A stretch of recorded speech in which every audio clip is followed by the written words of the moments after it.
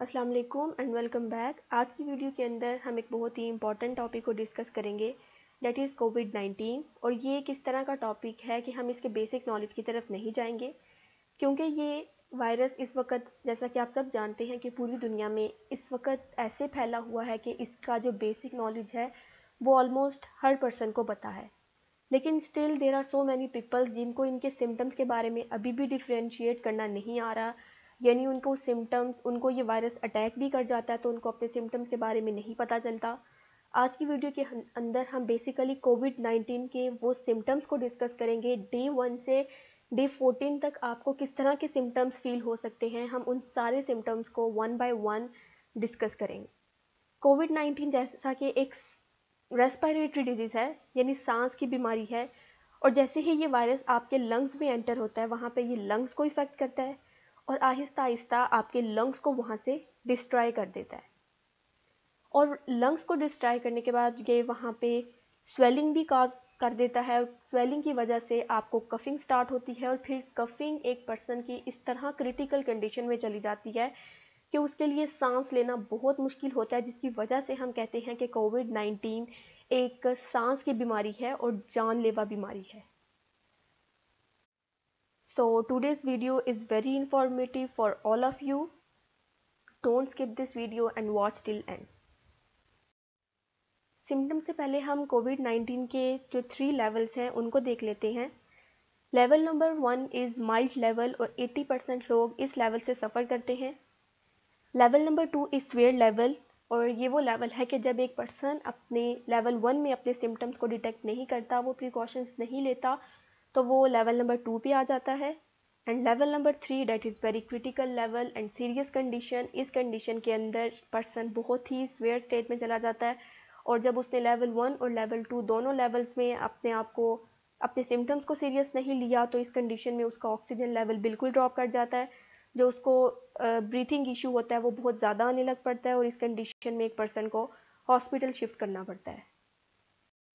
तो अब हम आते हैं अपने मेन टॉपिक की तरफ, जो कि हमने सिम्टम्स देखने हैं कि कोविड-19 के डे 1 से ऑनवर्ड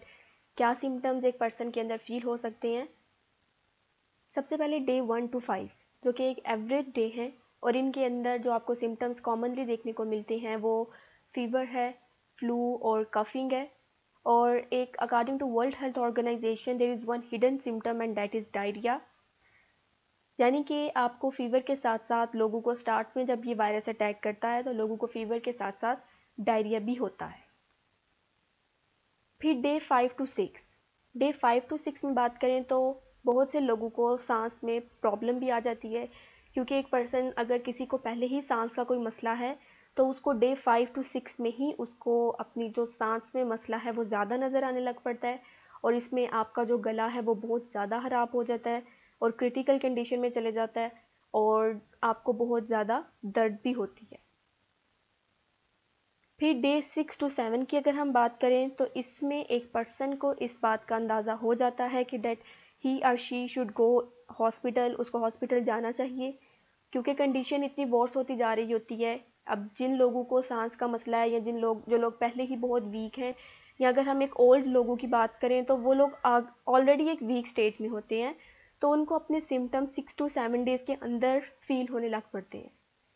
फिर डे 8 to 9 की बात करें तो 8 to 9 डे के अंदर आपकी कंडीशन क्रिटिकल में चली जाती है। लेकिन बहुत से ऐसे हमने केसेस देखने को आए हैं कि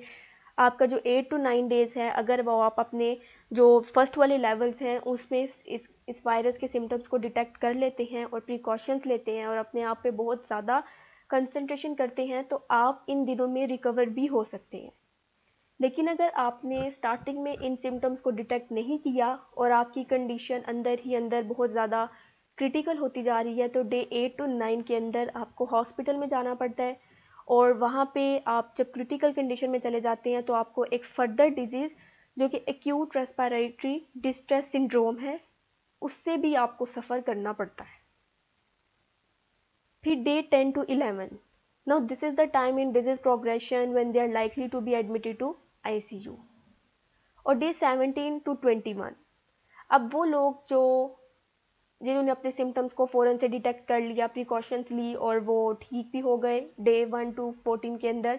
लेकिन वो लोग जिन्होंने प्रिकॉशंस नहीं ली, जिसमें हम ज़्यादातर ओल्ड एज लोगों की बात करेंगे क्योंकि उनका इम्यून सिस्टम ऑलरेडी बहुत ज़्यादा वीक स्टेज में है, या फिर कुछ यंग लोग भी हैं कि जो अपनी प्रिकॉशंस को स्टार्टिंग में नहीं लेते, बिल्कुल भी सिम्टम्स को सीरियस नहीं ले रहे, क्योंकि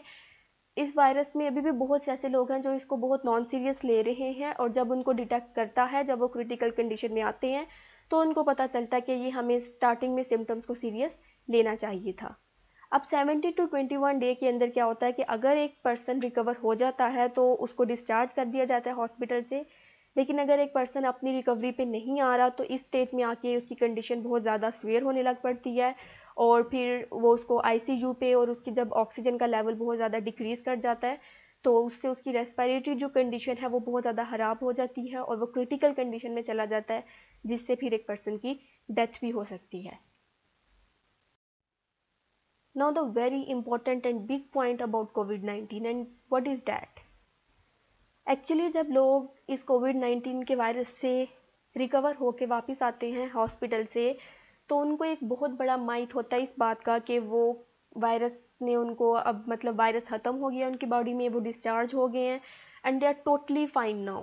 लेकिन ऐसा बिल्कुल भी नहीं होता। जब आप हॉस्पिटल से डिस्चार्ज होकर आ जाते हैं तो स्टिल आपके अंदर माइनर से सिम्टम्स रहते हैं, और वो सिम्टम्स आपके दोबारा से जनरेट कर सकते हैं कि अगर आप अपनी प्रिकॉशंस को या अपने आप को सेफ्टी कंडीशन में नहीं रख रहे, क्योंकि some corona virus patient report having symptom for month including chest pain, shortness of breath यानी वही सांस में मसला, नोजिया, उसके बाद loss of taste and smell, ये सारे सिम्टम उनको माइनर स्टेज पे रहते हैं। लेकिन वो लोग जो अपने माइंड में इस बात को बिठा लेते हैं कि they are totally fine no, और वो बिल्कुल उसी तरह से पहले जैसे, मतलब नो सैनिटाइजेशन, नो मास्क, कुछ भी इस तरह का नहीं करते, तो वही सिम्टम उनके दोबारा क्रिटिकल कंडीशन में आ सकते हैं। अब अगर फॉर एग्जांपल किसी पर्सन को कोई भी इस तरह के सिम्टम्स शो होते हैं तो उसको फ़ौरन अपनी किसी भी करीबी हॉस्पिटल या अपने डॉक्टर से कांटेक्ट करना चाहिए, क्योंकि इट इज़ बेटर कि आप अपनी क्रिटिकल कंडीशन या सीवियर कंडीशन पे जाने से पहले आपका जो mild level, that is level number 1, आप वहीं पे अपने आप को कंट्रोल कर सकें। और इसकी जो रिकवरी है वो इसी तरह पॉसिबल है कि आप जितना अपने आप पे तवज्जो दें, जितना अपने आप पे कंसंट्रेट करें, जितने अपने आप को सेफ रखेंगे, so you can recover. And in the last, I just want to say that greatest wealth is health. Health is very important for all of us, or prevention is always better than cure. So till then, stay home, stay safe, and stay blessed.